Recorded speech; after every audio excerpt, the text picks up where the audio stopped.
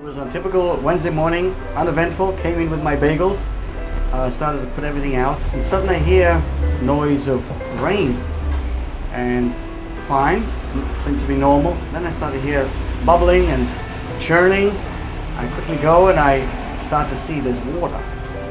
I said, you know what, before the office opens up, I'll take out my mop and I'll start. And I was kind of walking up at the door.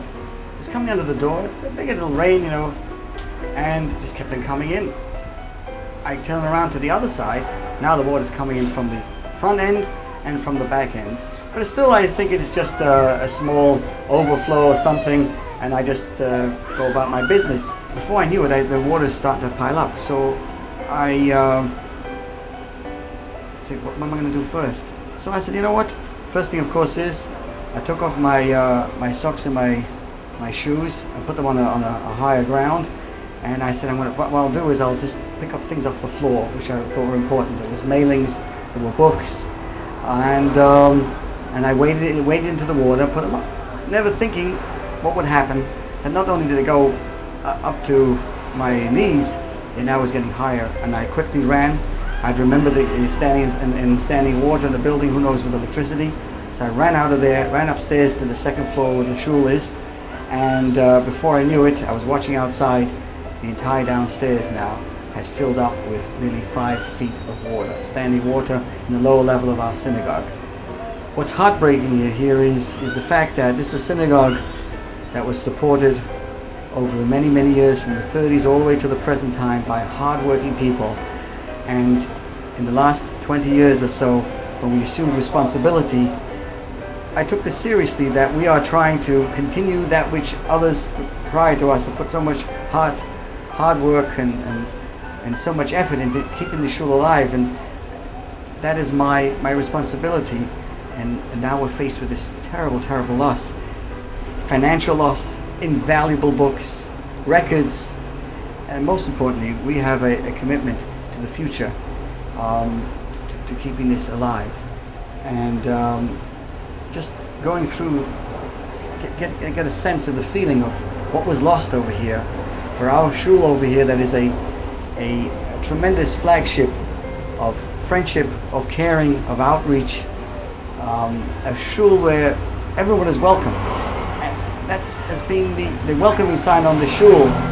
And the loss of our ballroom, the loss of offices, the synagogue's offices, our offices, the weekday-based medrash, the weekday synagogue, is just devastating.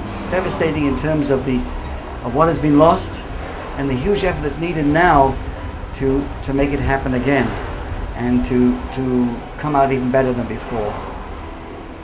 I appeal to you. This Shul sits in the county seat, just as there's a government in the county of Nassau, right from this community. This Shul is dedicated to bringing life and caring and hope and mitzvah to so many people. You can make a difference. We ourselves have very, very limited insurance, just about enough to cover the basic cleanup. All the expenses of renewing, cleaning, upgrading, all the needed here to bring it back and even better than before is something beyond our capacity. We need your help. We need you to come as a partner, make a difference. Sadly, this happened just a few days before Chabad. When I came into my office on Thursday morning, I found 2 books that were standing on top of everything. One book was the guidance of the Rebbe, and it was dry. Another book was called A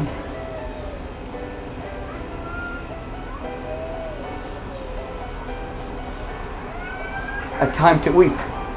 There's a book about Chabad. That book was totally dry, and so was the guidance of the Rebbe book.